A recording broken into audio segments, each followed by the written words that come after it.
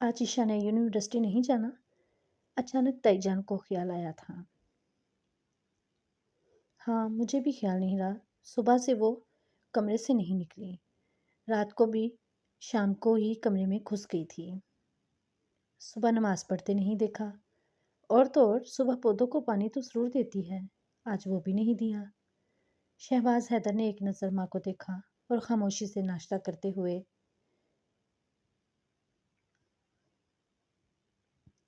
पूछा, फौजान स्कूल चला गया था?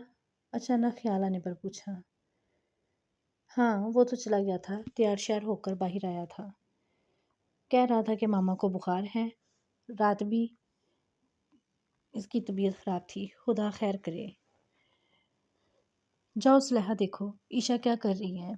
ताईजान ने फिक्रमंदी से काम करने वाली को कहा तो वो चली गई। अभी 2 मिनट ही गुजरे थे जब वो भागी हुई आई।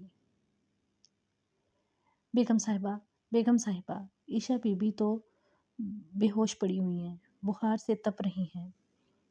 मैंने 2-3 दफ़ा बुलाया है मगर वो होश नहीं आया। या अल्लाह खुदा खैर करे।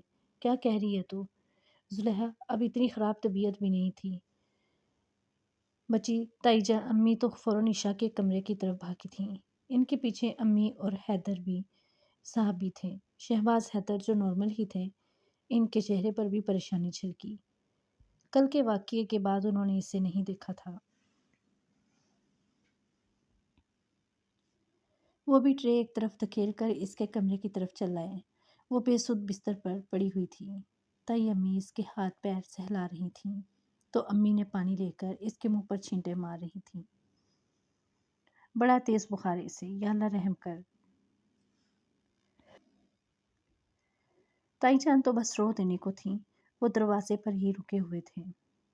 जाओ जुलेहा साथ वाले हामिद साहब को बुला लाओ।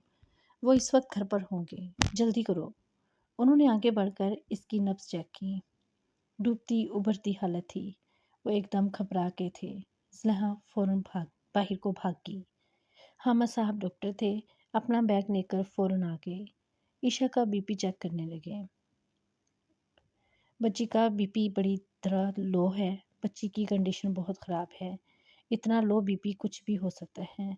आप इसे फ़ौरन हॉस्पिटल ले जाएं, वरना नर्वस सिस्टम भी मुतासिर हो सकता है। एक और इंजेक्शन लगाकर इसका बीपी नॉर्मल करने की कोशिश की थी मगर देर बाद नाकाम होकर उन्होंने कहा तो ताई अम्मी फूट फूट कर रोने लगी। हाय मेरी बच्ची। भाभी आप परेशान ना हो, हम इसे हॉस्पिटल ले जाएंगे। शहबाज गाड़ी निकालो। अबू ताईजान को तसल्ली दी थी। शहबाज ने गाड़ी निकाली तो अब्बू ने अम्मी की मदद से इसे गाड़ी में डाला। ईशा को इंतहाई निगहदाश्त वाले रूम में ले जाया गया था। वो बिल्कुल हाथ पैर छोड़ चुकी थी। 5-6 घंटे बाद डॉक्टर ने इसे खतरे से बाहर करार दिया था। फिर रफ्ता रफ्ता इसकी तबीयत संभलने लगी थी। रात गए वो होश में आई थी। हवास में आते ही रोने लगी थी, बेख्तियार फूट फूट कर। ताईजान, अम्मी, महविश भाभी, इसकी दूसरी वालिदा माजदा सभी इसे संभालने में लगे हुए थे। डॉक्टर ने इसके पास ज़्यादा रश करने से मना किया था। अगले दिन वो काफ़ी बेहतर थी। इसे रूम में मुंतकिल कर दिया गया था। रोने के बाद वो खामोश हो गई थी। सब ने इसकी खामोशी को महसूस किया था। वाजिद साहब इसका भरपूर ख्याल रख रहे थे। बुखार भी कदरे बेहतर था।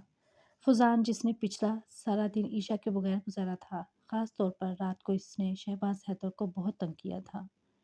वो हकीकतन परेशान हो गए थे। एक तो ईशा की इस कदर सीरियस कंडीशन हो जाना, ऊपर से रात को फैज़ान का रवैया, वो इंतहाई डिस्टर्ब हो गए थे। ईशा से इन्हें कोई ज़ाती दुश्मनी ना थी मगर वो जिस हमाकत का मुज़ाहिरा कर रही थी, इसके जवाब में ऐसी ही हमाकत सर अंजाम देना इन्हें काबिल कबूल ना था। अगले दिन फौजान बार बार ईशा के पास जाने की ज़िद कर रहा था। इसने स्कूल से छुट्टी की थी। 10 बजे के करीब शहबाज हैदर फौजान को हॉस्पिटल ले आए थे। इस वक्त ईशा के पास वाजिद साहब के अलावा ताई अम्मी थी। जिस वक्त वो कमरे में दाखिल हुए, ईशा आंखों पर बाजू लपेटे लेटी हुई थी। ताईजान कुर्सी पर बैठी तस्बीह पढ़ रही थी। इसे देखकर मुस्कुराई। शहबाज हैदर ने सलाम किया तो भी ईशा ने बाजू ना हटाए। मामा। फौजान ने आगे बढ़कर ईशा का बाजू झंझोड़ा तो इसने तड़प कर बाजू हटाया। फौजी, तुम? ओ मेरी जान। वो अगले ही लम्हे उठकर बिस्तर पर बैठ गई थी। शहबाज हैदर ने इस पर निगाह डाली। जरा कुमलाया हुआ चेहरा था, मगर बहुत मोहब्बत से वो फौजान को बाजू के घेरे में लेकर इसके मुंह पर प्यार कर रही थी। इनके दिल में कोई चीज का कलक हुई। स्कूल नहीं गए? वो पूछ रही थी। मैंने आपके पास आना था। बुरी बात, अच्छे बच्चे स्कूल से छुट्टी नहीं करते। आप शाम को आ जाते। मैंने भी अपने फौजी को बहुत मिस किया था। वो बहुत लाड से इसे कह रही थी। फौजान इसके बिस्तर पर चढ़कर बैठ गया। वो इसे कल सारे दिन की रवादात सुना रहा था। गुजरी रात के मुतालिक बता रहा था। ताई अम्मी से बातें करते शहबाज हैदर का सारा ध्यान इसी की तरफ था। रात को किसके पास सोए थे? ईशा की आवाज़ पर शहबाज ने देखा। फौजान इसके पहलू में लेटा हुआ था। वो बहुत मोहब्बत से इसके बाल संवार रही थी। इसका सारा ध्यान फौजान के चेहरे की तरफ था। बाबा के पास? मुझे आपके बगैर नींद नहीं आती। फिर बाबा दादू के पास लेकर गए थे। फिर उन्होंने कहानी सुनाई थी और मैं सो गया। यूं। ईशा ने सर उठाकर देखा। शहबाज हैदर की नज़रों का जाविया बदला। अच्छा ताई अम्मी, मैं चलता हूँ। किसी से मिलना है। वापसी में फौजान को ले जाऊंगा। ईशा ने खामोशी से शहबाज हैदर को दादी अम्मा से बात करने के बाद बाहर निकलते देखा था। फिर इसने सरहाने पर सरक कर आंखें मूंद ली।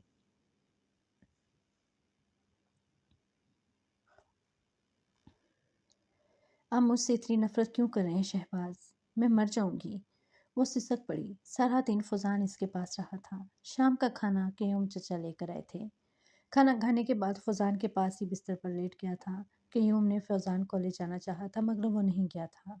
वो अकेले ही वापस चले गए थे। इस वक्त वो आंखें बंद किए लेटी हुई थी, जबकि दादी जान नमाज पढ़ रही थी।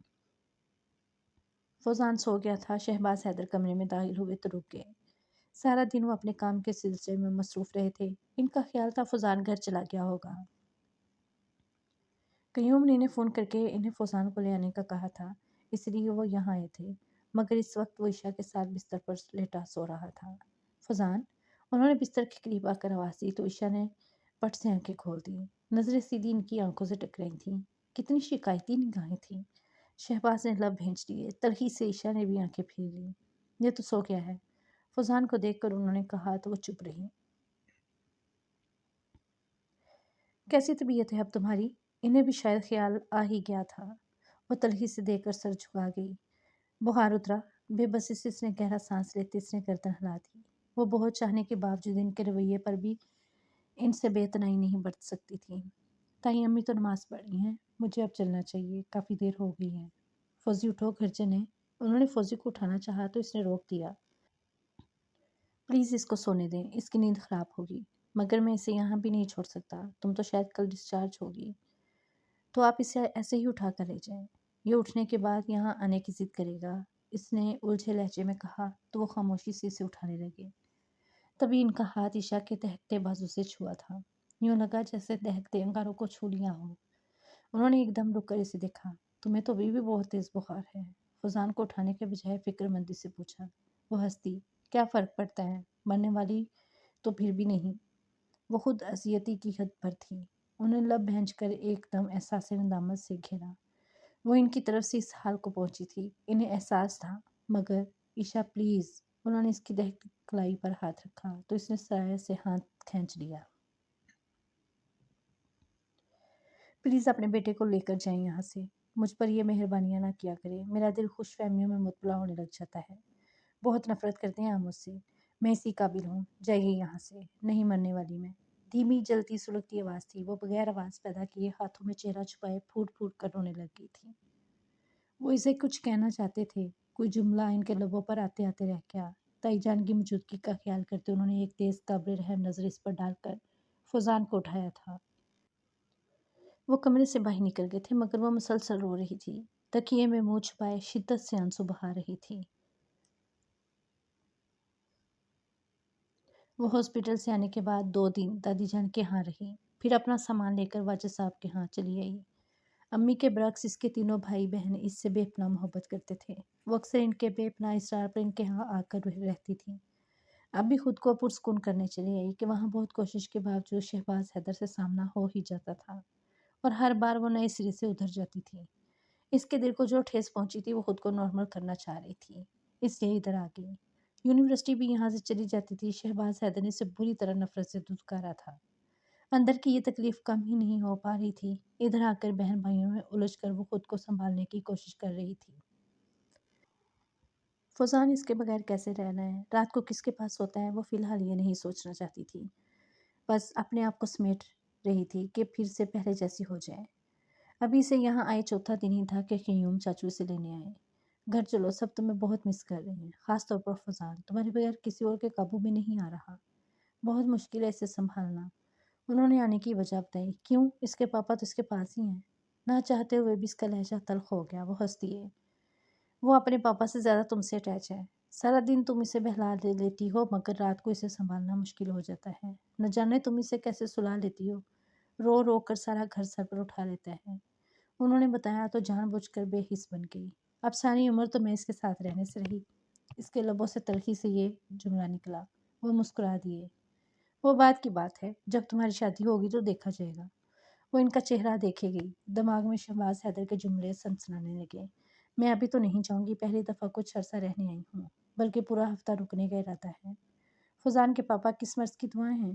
वो अपने बेटे को संभालें, फिर इसकी दादी चाची सभी हैं, इसने मुस्कुरा कर कहा था।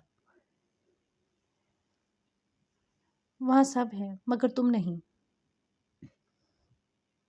क्या फ़र्क पड़ता है? एक लम्हे को वो आज़र्दगी का शिकार हुई, फिर संभली। मैं कुछ दिन रहूँगी, फिर घर आ जाऊँगी, प्लीज़।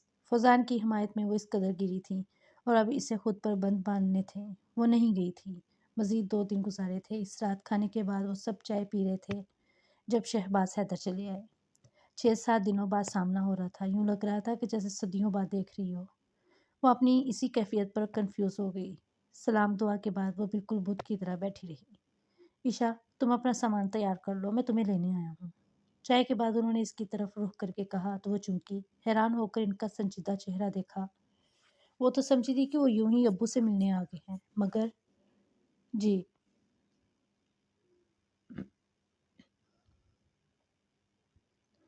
फौजान की तबीयत बहुत ख़राब है। वो 2 दिन से बुखार रहने लगा है। स्कूल भी नहीं जा रहा। डॉक्टर को रोज़ दिखा रहा हूँ, मगर वो तुम्हें बहुत मिस कर रहा है। तुम इसी वक्त चलो, फिर कभी रहने आ जाना।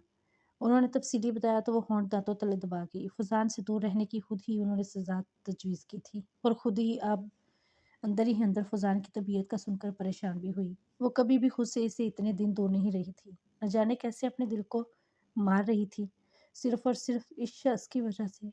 मगर अब दिल फुजान के पास उड़कर पहुंच जाने को मचल उठा था।